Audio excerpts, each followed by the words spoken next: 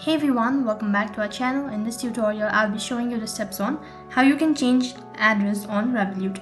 In order to do it so, first thing first, make sure that the device is connected to an internet service, and after that, log in into your Revolut account. So the procedure to change your address on Revolut is quite simple. All you need to do is open up your Revolut application first of all and enter in your credential, log in into your account.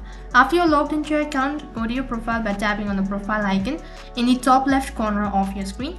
And under it, you'll be able to see multiple options. From the list, click on personal details. As soon as you click on personal details, you'll be taken to this page where you'll be able to change your location.